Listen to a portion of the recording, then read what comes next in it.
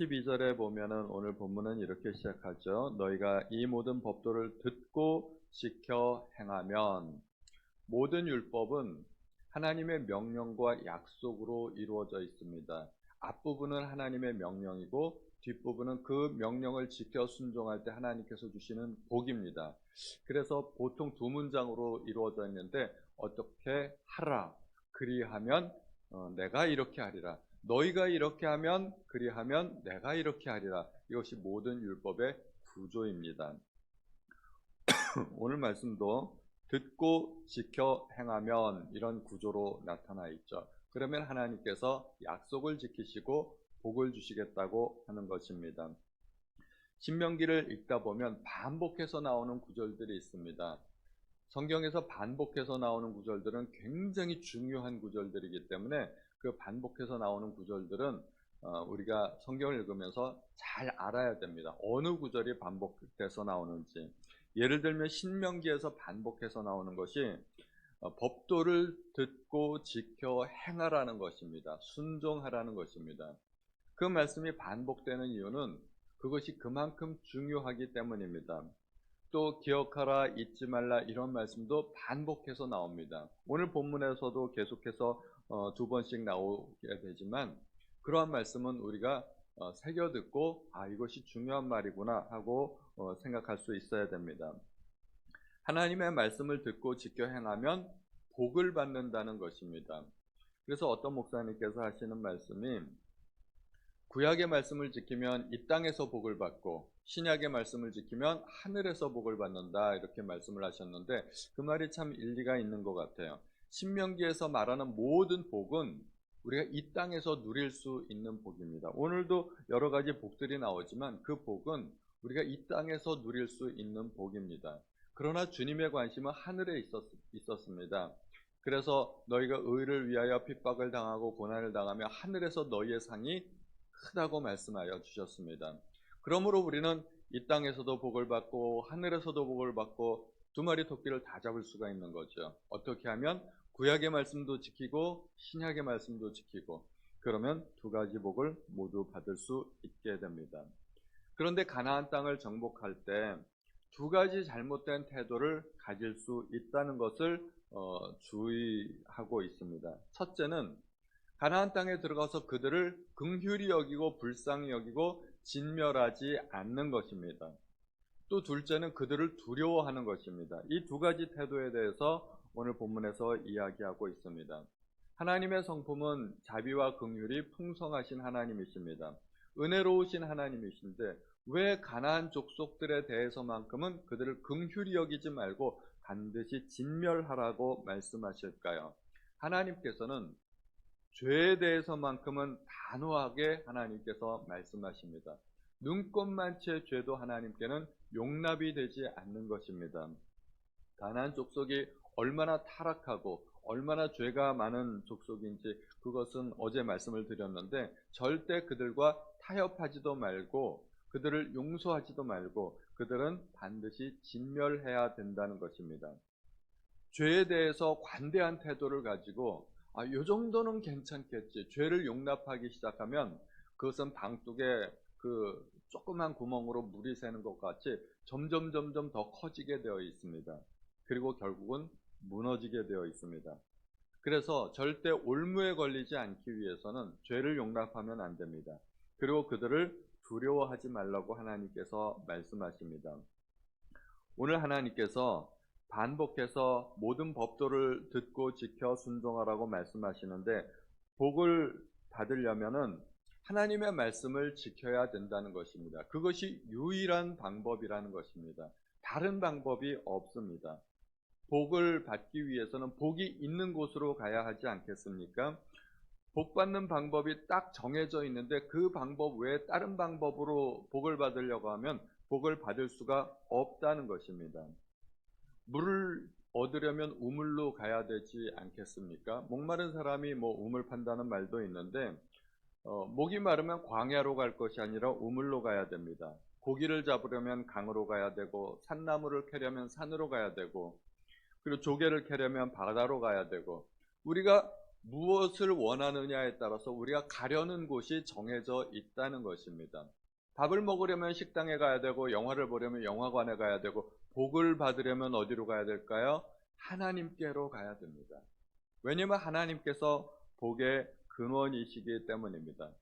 그런데 우리는 복을 받기 위해서 하나님께로 가지 않고 세상으로 가고 내 수단과 내 방법을 의지하고 그런 경우가 얼마나 많은가 하는 것입니다. 우리가 하나님의 말씀을 듣고 지켜 행하면 하나님께서 조상들에게 맹세하신 언약을 지키겠다고 말씀하십니다. 하나님께서 약속은 우리 조상들에게 하셨는데 우리가 하나님의 말씀을 잘 지키면 그 약속이 내 것이 된다는 것입니다.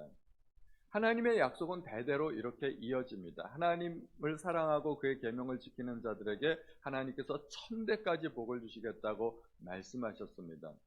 하나님의 복은 대대손손 이어지는 것입니다. 부모의 복을 자식이 또 물려받을 수도 있고 그런 것이죠. 유일한 조건은 하나님의 말씀을 듣고 지켜 순종하는 것입니다. 우리 조상들에게 하신 그 성경에 아브라함에게 하신 그 모든 복도 내 것이 될 수 있고 하나님께서 나에게 주신 그 복도 우리 자녀들의 것이 될 수 있고 그러므로 그 복이 내 것이 되기 위해서는 나도 말씀을 지켜야 되고 우리의 자녀들도 말씀을 지켜야 된다는 것입니다. 그러므로 우리가 자녀들이 복받는 자녀들이 되게 하기 위해서는 어떻게 해야 될까요? 자녀들에게 엄청난 공부를 시키고 학원비를 대주고 해외 유학을 보내주고 그렇게 할 수 있으면 그것도 좋겠지만 더 중요한 것이 있는데 우리의 자녀들이 하나님의 말씀을 듣고 순종하는 자녀들로 키워야 된다는 것입니다. 신앙교육의 중요성이죠. 그런데 우리는 신앙교육을 등한히 하고 우리 자녀들이 세상에서 복을 받기 위해서 세상 교육을 시키면 되겠거니 하고 생각한다는 것이죠. 그렇게 생각하면 하나님의 말씀을 못 믿는 것이고 안 믿는 것이죠. 우리가 자녀들에게 신앙으로 교육시켜야 되는 이유는 그것이 하나님의 뜻이기도 하지만 정말 자녀를 위해서 부모로서 할 수 있는 거의 유일한 것이기 때문입니다. 또한 복을 받기 위해서 그들의 신을 섬기지 말아야 된다고 이야기합니다. 16절 후반절에 보면 내 눈이 긍휼히 여기지 말고 진멸하여 그들의 신을 섬기지 말라. 그들의 신은 우상이죠. 우상이라는 것은 나의 삶에 있어서 가장 높은 우선순위를 차지하는 것이 우상입니다. 하나님보다 더 귀하게 여기고 더 가치 있게 여기는 것이 있다면 그것이 우상이 될 수 있습니다. 현대인들의 가장 큰 우상은 두 가지인데요. 하나는 돈이고 자식입니다. 자식 사랑 굉장히 중요하죠. 자식 사랑이 굉장히 중요한데 잘못된 방법으로 자식을 사랑하면 안 된다는 것입니다. 아무리 자녀를 사랑해도 자녀가 주일 예배 지킬 수 있도록 도와주셔야 됩니다. 자녀를 위해서 기도해 주시고 우리의 자녀들이 하나님의 말씀을 읽도록 가르쳐야 됩니다. 우리의 우선순위에 있어서 하나님보다 더 우선순위에 차지하는 것이 있지 않도록 우리가 조심해야 됩니다. 풍요, 부귀영화 이러한 것들이 하나님보다 우선순위에 있어서는 안 되는 것입니다. 우리가 하나님을 섬기는데 만약에 풍요 자체가 목적이 되어서 하나님을 섬기게 되면 하나님은 그야말로 수단과 방법이 되어버리는 것이죠. 그렇게 되면 어떻게 될까요? 올무에 빠지게 된다는 것입니다. 올무라는 것이 덫이지 않습니까? 덫 안에는 내가 좋아 보이는 어떤 것들이 있게 됩니다. 짐승들을 잡기 위해서 올무를 놓고 덫을 놓는데 그 올무 가운데 고깃덩어리 하나를 딱 갖다 놓는 것이죠. 그게 뭔 줄 모르고 거기다 발을 탁 디뎌 놓는 순간 척커덕하고 올무에 걸리면 그걸로 이제 끝장나는 것입니다. 그러므로 우리는 세상적인 가치관을 얼마나 조심해야 되는지 모릅니다. 하나님께서는 여러 가지 복을 약속하셨습니다. 13절에 보면 자녀들의 복을 약속하시고 있고 또 산업을 번성케 하시고 또 건강을 허락하신다고 말씀하셨습니다. 이 세 가지는 사람들이 이 세상에 살아가면서 그토록 염원하고 갈망하는 것들입니다. 우리의 자녀들이 잘 되기를 바라고 이 세상 모든 사람들의 소원 아니겠습니까? 산업이 번성하고 토지소산과 곡식과 포도주의 기름을 풍성하게 하시고 소와 양을 번식하게 하신다고 말씀하시는데 이것이 얼마나 세상 사람들이 원하는 것입니까? 그리고 또 건강의 복. 우리 몸이 아프면 진짜 아무리 돈이 많아도 다 소용없습니다. 그리고 우리 성도님들 가운데도 몸이 아파서 고통받는 분들 계시지 않습니까? 그래서 우리가 하나님 앞에 건강을 달라고 그렇게 간절히 기도하는데, 이러한 모든 복들이 하나님을 잘 섬겨야 우리가 이런 복을 받을 수 있게 된다는 것입니다. 그리고 17절 이후에는 두려워하지 말라고 말씀하고 있습니다. 두려워하지 않기 위해서는 어떻게 해야 될까요? 18절에 보면 그들을 두려워하지 말고 내 하나님 여호와께서 바로와 온 애굽에 행하신 것을 잘 기억하라 말씀하고 있습니다. 기억해야 됩니다. 잘 기억해야 두려워하지 않게 됩니다. 제가 큐티를 하면서 말씀을 이렇게 다 기록을 하는데 컴퓨터에다 다 기록을 해놓습니다. 그러면 이제 제가 신명기의 말씀을 2011년도부터 해가지고 올해가 벌써 네 번째 묵상을 하고 있더라고요. 그래서 과거에 기록되어 있는 것들을 쭉 살펴보니까 제가 묵상한 것을 기록해놓고 맨 마지막에다 기도를 적어놨었어요. 제가 기도하면서 뭐라고 기도했는가, 옛날엔 뭐라고 기도했는가, 다 똑같아요. 하나님 도와주세요. 너무 어려워요. 너무 힘들어요. 너무 고달퍼요. 죽겠어요. 다 그런 얘기예요. 한 번도 하나님 너무 좋아요. 하나님 너무 풍성해요. 그런 내용이 한 번도 없어요. 하나같이 힘들어요. 고달퍼요. 뭐 요즘 경제가 어렵다는데, 그러니까 좋았던 적이 한 번도 없는 거예요. 제가 저를 돌이켜보니까 제 인생길은 늘 낭떠러지 가를 걸어왔던 것 같아요. 그냥 한 걸음만 삐끗하면 천길 낭떠러지로 떨어질 것만 같은 그러한 삶을 계속해서 살아왔는데, 그런데 한 번도 안 떨어진 거예요. 지금까지 잘 살아왔어요. 하나님의 도우심으로. 그러므로 우리는 과거를 잊지 말아야 됩니다. 개구리가 되면 올챙이적 시절을 잊는다고 하지 않습니까? 우리는 과거를 기억해야 됩니다. 과거에 내가 얼마나 하나님을 떠나고 방탕한 삶을 살았었는지, 그리고 과거에 내가 어떠한 어려움을 겪었었는지, 그러한 가운데 하나님이 어떻게 나를 도와주셨었는지. 근데 우리는 시간이 지나면 다 잊어버려요. 이게 문제예요. 그래서 신앙은 하나님을 기억하는 것입니다. 기억해야 우리의 신앙이 날로 자라게 됩니다. 주님께서도 제자들에게 믿음이 없음을 책망하시면서 너희가 왜 기억하지 못하느냐 그렇게 말씀하셨습니다. 떡 7개로 4,000명을 먹이고 죽은 것이 몇 광줄이던 것을 기억하지 못하느냐. 예수님께서 바리새인의 누룩을 조심하라고 말씀하셨을 때 제자들이 이걸 이해를 못했어요. 그래서 우리에게 떡이 없어서 주님께서 저런 말씀을 하시는구나. 제자들은 떡이 없어서 고민하고 염려했는데 그때 주님이 하신 말씀이 왜 그 오병이어의 사건을 기억하지 못하느냐 하는 것입니다. 또 마가복음 말씀에는 너희가 눈이 있어도 보지 못하며 귀가 있어도 듣지 못하느냐, 또 기억하지 못하느냐. 제자들은 주님 옆에 있으면서 그렇게 하나님의 말씀을 듣고 수많은 병자들이 고침을 받고 또 수없이 많은 귀신들이 쫓겨나가는 것을 직접 보고 듣고 했는데 제자들은 그것을 기억하지 못하는 거예요. 그러니까 자꾸 염려하게 되고 두려워하게 되고, 우리가 이 세상을 살아가면 항상 두려워할 수밖에 없어요. 왜냐하면 이 세상은 내 능력보다 언제나 크기 때문입니다. 세상에는 언제나 광풍이 있고 세상에는 언제나 암초가 있고, 그래서 내 능력으로 살아가면 언제나 두려운 일밖에 없습니다. 그리고 하나님께서 나에게 주신 사명, 이 사명은 언제나 내 능력보다 더 큰 일들이에요. 하나님께서 모세에게 바로에게 가서 내 백성을 끌어내라 말씀하셨는데 그게 모세가 할 수 있는 일이 아니지 않습니까? 예수님께서 제자들을 불러가지고 너희는 온 천하에 복음을 전하고 그들을 제자로 삼아라 말씀하셨는데 제자들이 무슨 능력이 있어서 온 천하를 그렇게 다니면서 복음을 전하고 제자를 삼겠습니까? 다 이 모든 소명들이 우리의 능력을 뛰어넘는 일들입니다. 그러므로 내 능력을 의지하고 바라보면 우리는 할 수 있는 것이 사실 아무것도 없습니다. 그러므로 우리는 하나님의 능력을 기억하고 하나님만 의지해야 됩니다. 그런데 그러한 일들이 내 생각엔 잘 안 되는 것 같아요. 왜 기도해도 안 되지? 왜 성경을 읽어도 왜 내 믿음은 늘 제자리인 것 같고. 근데 이런 것들이 어느 날 갑자기 이루어지는 것은 아니라는 것입니다. 하나님께서 가나안 족속을 물리쳐 주시는데 어느 날 갑자기 그들이 뭐 연병 같은 걸로 무슨 어떤 큰 재앙으로 어느 날 갑자기 하루에 멸망하는 것이 아니라는 것입니다.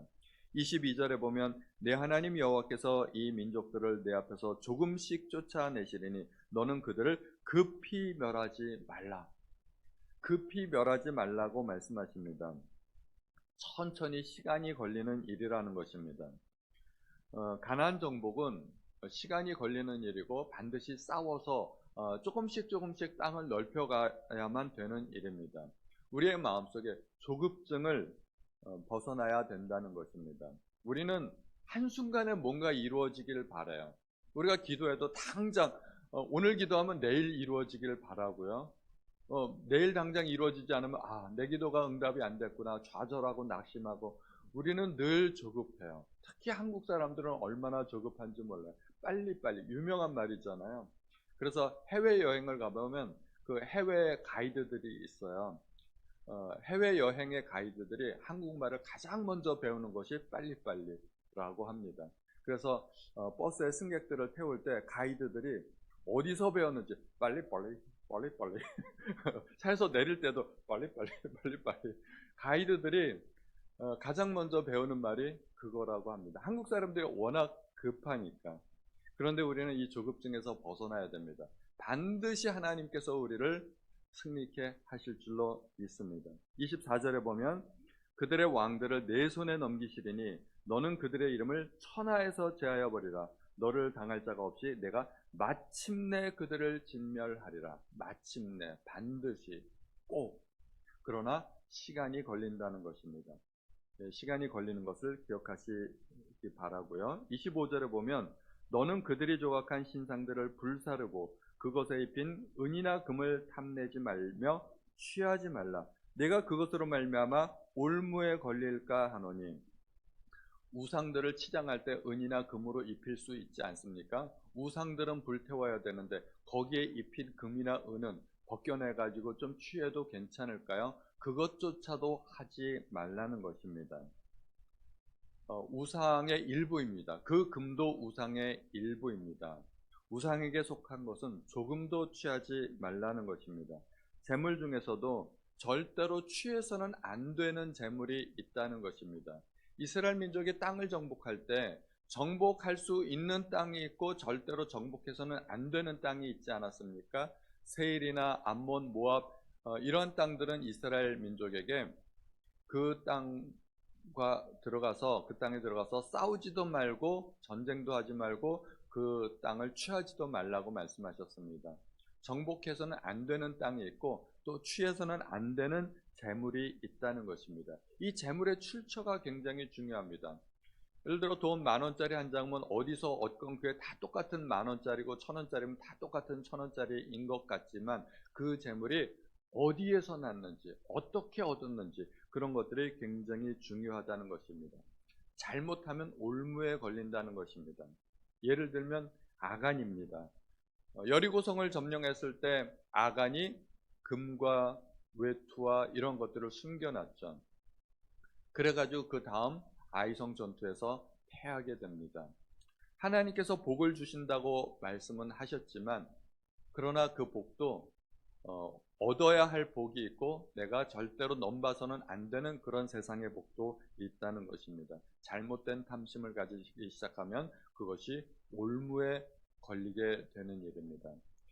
오늘 말씀을 통해서 하나님께서 우리에게 주신 복을 기억하고 또 하나님께서 크신 능력으로 우리를 지켜주심을 기억하면서 늘 하나님만 섬기고 또 모든 하나님의 명령을 듣고 지켜 순종하는 우리 성도님들 되시기를 예수님의 이름으로 축원드립니다. 하나님 아버지, 오늘도 저희에게 귀한 말씀을 들려주시니 감사드립니다. 우리가 하나님의 말씀을 들을 때 그 말씀을 우리의 가슴 속에 새겨두게 하시고 늘 지켜 순종하는 백성들 될 수 있도록 도와주옵소서. 모든 말씀을 우리 주 예수님의 이름으로 기도하였습니다. 아멘.